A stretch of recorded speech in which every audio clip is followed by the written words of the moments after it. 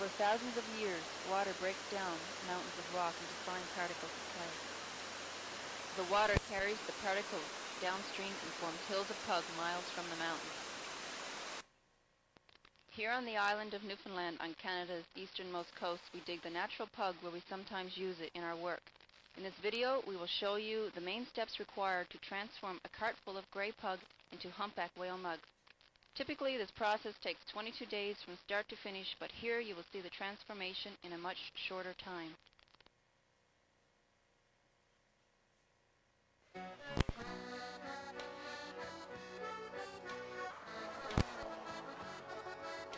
Let's follow the signs down to our pottery by the sea. Between the eagles and the whales is where you'll find our shop and studio. You're invited to join us to watch the transformation of pug to mug.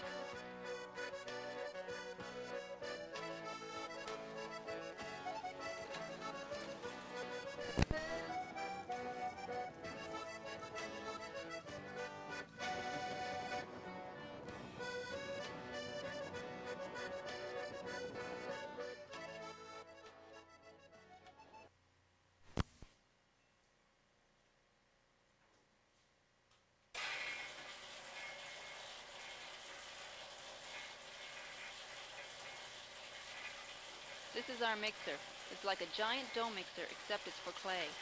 The clay is roughly mixed to an even consistency.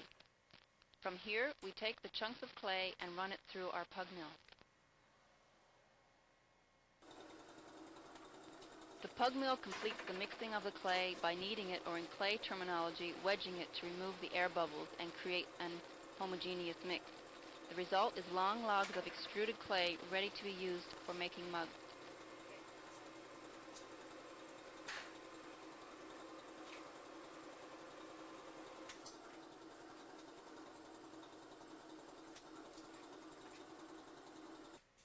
We store these clay logs in airtight storage bins to keep the clay from drying out.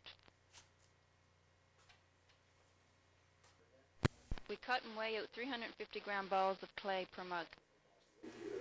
After the clay leaves the bin, the throwing of the mug is the next step, and we use wooden bats to actually throw the mug on. So I will stick this right on to the wheel.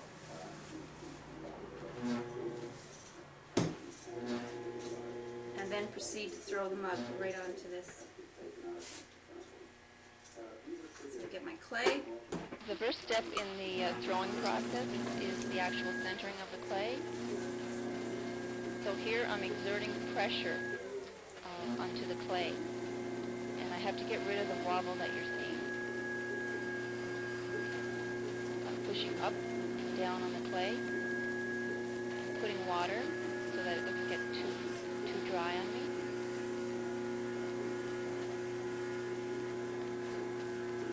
The next step is opening the clay. So I'm taking my fingers and pushing down on the clay, and I'm taking my thumb and fingers and pulling out and making the bottom.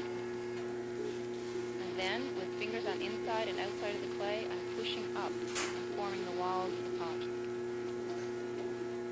Most people think throwing is an easy skill to learn, but all I can say is this process takes a lot of practice to master. And again, I'm taking the clay from the bottom and pushing it, and you can see the pot is rising. You notice my measuring gauge, and that's the height that I wish to reach, so that every pot is similar but different in size. Have my sponge on my stick, and that helps get rid of the extra water that forms on the inside. So here I'm still taking more clay and giving it more height.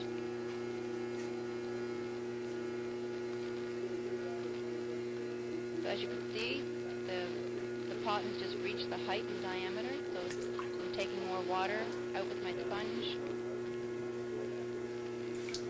Basically just cleaning up the pot at this stage, getting rid of some of the extra water around the lip with my sponge.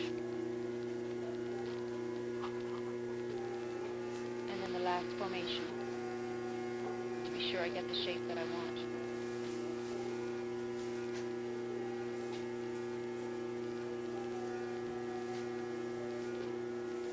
With my wooden trimming tool, I just take some of the extra clay from the bottom, and that helps eliminate some of the extra trimming for the next stage.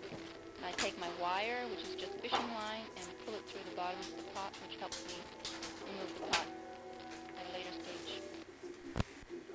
And rather than handle the mug, I can just hold it right onto the wooden bat. The next stage, this will have to sit for about a day, and then it's turned upside down, and then we do the trimming part. This is the mug in the leather hard stage, ready to be trimmed.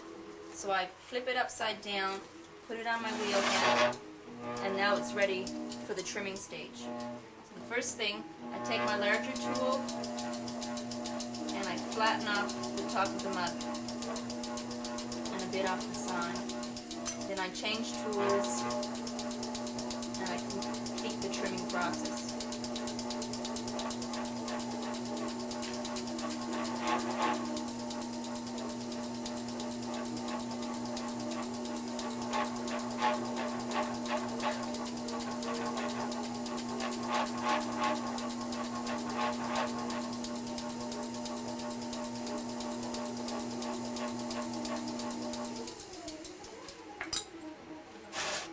At this stage, the mug is now ready for the handle.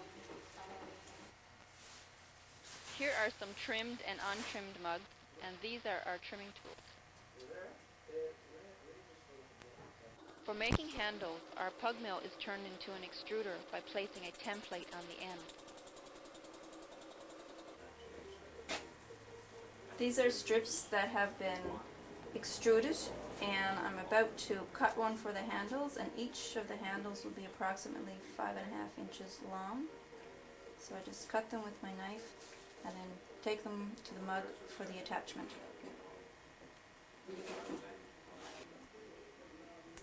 We have the leather hard mug. I'm taking the handle and basically setting it up on the form. I take a pin tool and actually mark out the area where I want the handle attached, like so, and then I do what's called scoring the clay, marking it. Then I take some slip, which is clay with some water, and I attach it to the mug. So this is called slip and scoring. And then I take the handle and I do the same thing.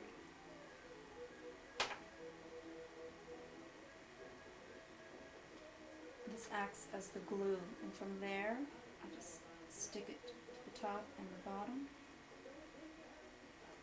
Take my sponge and then just get rid of the excess water and slip around the edges. And then I just give it some form, and that completes the handle attachment. The mugs are now ready for decorating. Here we see David waxing the lips of the mug. He is dipping the mug into a 1/4 inch deep pool of hot liquid paraffin and shaking off the excess wax. Where the wax touches the pot, it will resist the blue slip. Next, we take our paper cutout of the silhouette of a humpback whale, dip it into water, and burnish it onto the side of the mug.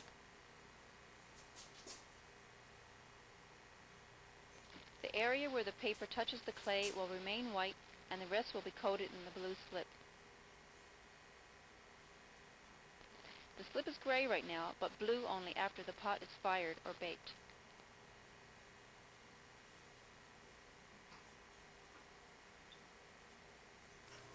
Here David stirs the slip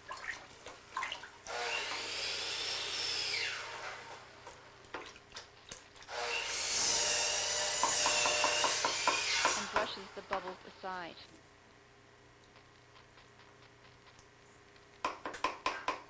He places the mug upside down on the stainless steel mug holder and dips the mug into the thick, creamy blue slip.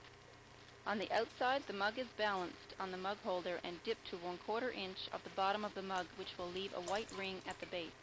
Then he shakes off the excess slip.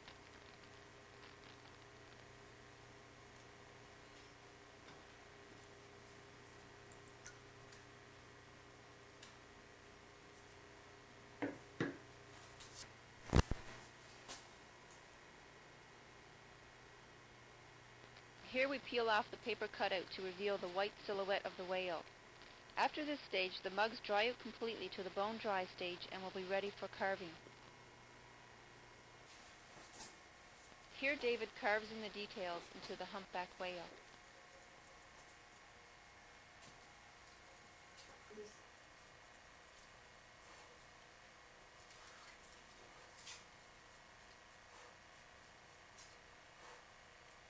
He is using a sharp metal tool to carve in the lines.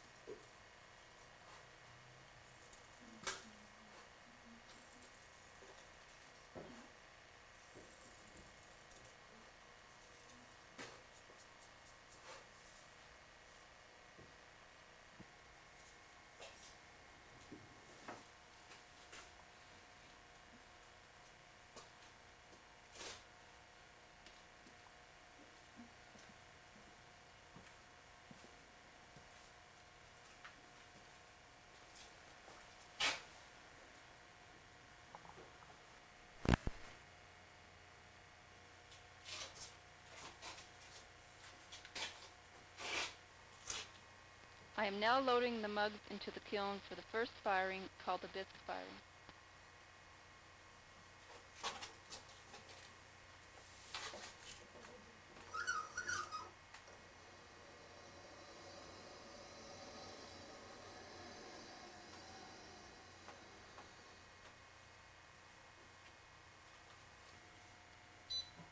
The user program 2 is the program that we use for the first firing, which is called the bisque firing, and the temperature reaches 1926 degrees Fahrenheit.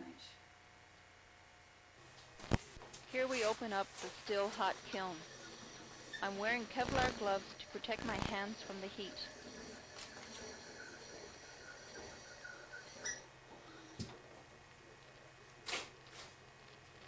We can see the gray mugs have turned blue with the white silhouette of a whale. That's part of the magic of the kiln.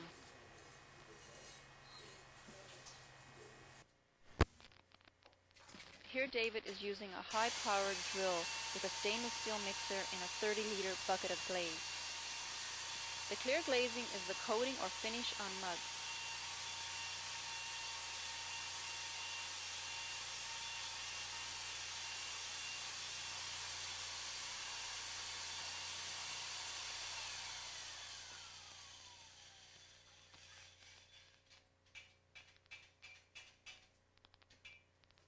Using glazed tongs, he quickly dips the mug completely into the liquid and shakes off the excess glaze drips, and presto, the glaze is dry on mug.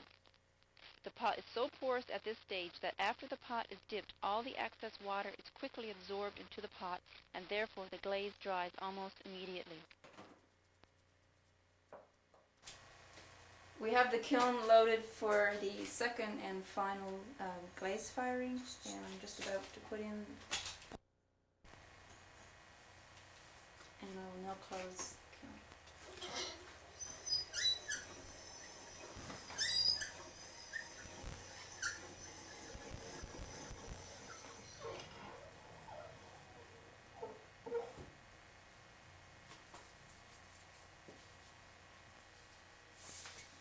This is our user program 1 that we use for the glaze firing, and we ramp the kiln up certain degrees per hour until we reach the maximum temperature of 2290 degrees Fahrenheit.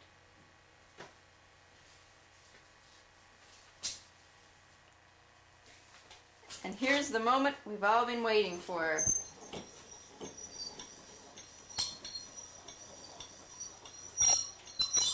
Final firing. And here's the mug, the whale mug, in its final state.